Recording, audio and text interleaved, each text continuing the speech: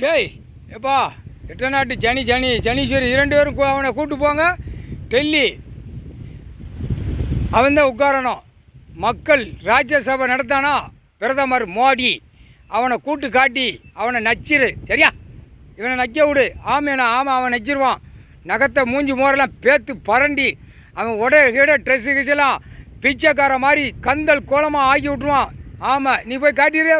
பிரதமர், குடியரசுத் தலைவர், ஜனாதிபதி, நிதியமைச்சர் எல்லாத்தையும் காட்டிடு. போ, பதவியில் உட்காரு. போட்டு டெல்லியில் உட்காரு. தமிழ்நாடு உட்காந்து போ. தமிழ்நாடு உட்காந்து ஆட்சி ஆண்டு அதுக்கப்புறம் அங்கே போயிரு. உனக்கு 10 நிமிஷம் தமிழ்நாடு டைம் கொடுத்துருக்காரு. நீ ஆண்டு போயிரு. அங்கே டெல்லியில் போய் உட்காந்து இன்றைக்கி முழுக்க போய் பாரு.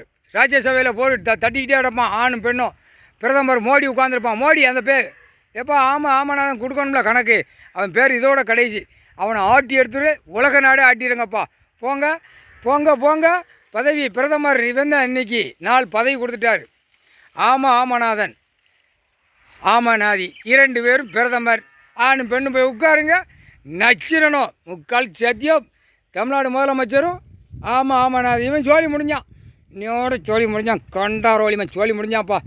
ஆமாம் உனக்கப்பா அவளை எங்களுக்கு வேகம் இருந்தாப்பா உனக்கு வேகம் இருக்கும்ல.